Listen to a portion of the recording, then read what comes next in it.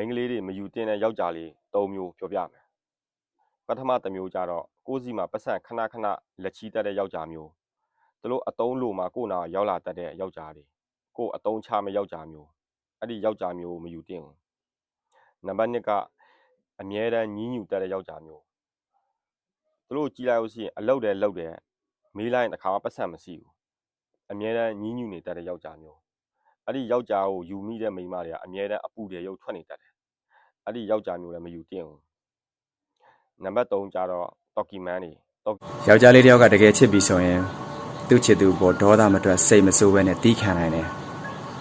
အစင်မပြေတဲ့အခါတိုင်းတစ်ခါလေစိတ်မကောင်းဖြစ်မိတာလွဲလို့နာကြီးတယ်ဆိုတာမျိုးမရှိတတ်ကြဘူးအဲ့ဒါသူတကယ်ချစ်တာယောက်ျားတယောက်ကကိုယ့်ပေါ်ဒေါသနဲ့ဆက်ဆံတိုင်း 100% မချစ်လို့ပဲဒါပေမဲ့မိန်းကလေးတွေအချစ်ကကြတော့ပြောင်းမြန်မိန်းကလေးတယောက်တကယ်ချစ်ပြီးဟေးဆိုရင်သူအလိုမကျတဲ့အခါတိုင်းသူ့ချစ်သူအပေါ်ဒေါသနဲ့စိတ်ဆိုးစိတ်ကောက်တတ်တယ်အဲ့ဒါမိန်းကလေးတယောက်ရဲ့အချစ်ပဲဘာလို့လဲဆိုတော့မိန်းကလေးတယောက်ကစိတ်ကုန်သွားပြီးသူ့ချစ်သူကိုမချစ်တော့ဘူးဆိုရင်စိတ်ဆိုးစိတ်ကောက်ဖို့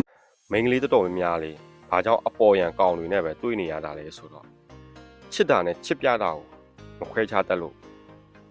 ယောက်ျားလေးတက်ရမှာလေယောက်ျားဆန်တဲ့ယောက်ျားတွေကသူတို့ရည်စားထားတော့မယ်ဆိုရင်အဲ့ဒီမိန်းကလေးတယောက်အပေါ်မှာသူတို့အကုန်ကြားခံရမယ်ဆိုတာယောက်ျားလေးတိုင်းသိတယ်မင်းကိုယ်တိုင်ကတောင်းဆိုနေကြမလို့ဒီမိန်းကလေးကိုသူဘလို့ဖြည့်ဆည်းပေးရမယ်ဘလို့ပျော်ရွှင်အောင်ထားရမယ်ဆိုတာယောက်ျားလေးတွေကကောင်းသိတယ်မင်းကိုယ်တိုင်ကတောင်းဆိုနေရပြီဆိုရင်အဲ့အချစ်မဟုတ်ဘူးတချို့မိန်းကလေးရှိတယ်ကွာကိုကမိန်းကလေးကိုကလည်းနစ်နာသေးတယ်ယောက်ျားလေးတယောက်ကိုဟိုတာဝယ်ပေး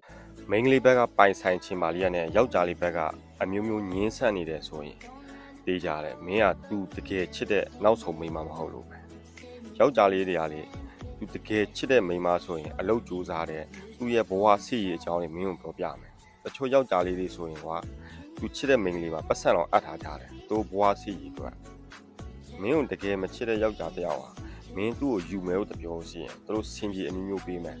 အလုပ်အဆင်မပြေသေးလို့အတိုက်ငယ်သေးလို့သူတို့ကြည့်တော့လဲအလုပ်ကြိုးစားလားဆိုတော့လဲအလုပ်မကြိုးစားဘူးဒီလိုပဲမင်းနဲ့ချိန်တွေးလိုက်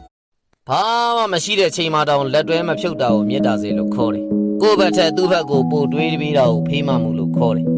ပြဿနာတွေတက်တိုင်းမှာအလျှော့ပေးတတ်တာကိုတီးခံမှုလို့ခေါ်ပြီးတော့အမှန်လုံးမိလို့တင်းမှတ်မထားတာကိုသဘောထားကြီးတယ်ခေါ်ပါတယ်အမှန်တော့မြတ်တာစစ်တယ်တီးခံတတ်တယ်ဖေးမှတက်ပြီးသဘောထားကြီးတယ်ဆိုတာရဲ့ယောက်ျားလေးဖြစ်ခြင်းမိန်းကလေးဖြစ်ခြင်းနဲ့ဘာမှမဆိုင်ဘူးတစ်ဖက်လူပေါ်မှာတကယ်ကိုတန်ဖိုးထားခြင်းမထားခြင်းနဲ့ပဲဆိုင်ပါတယ်အချိန်ကြီးကပြောပြသွားမှာပါကိုယ့်ဘောဘသူကအသစ္စာရှိမရှိဆိုတာအခက်ခဲတွေကခွဲခြားပြီးသွားလိမ့်မယ်ကိုယ့်ဘောဘသူကအနန္နာခံမခံဆိုတာအစင်မပြေမှုတွေကသိတာသွားစီလိမ့်မယ်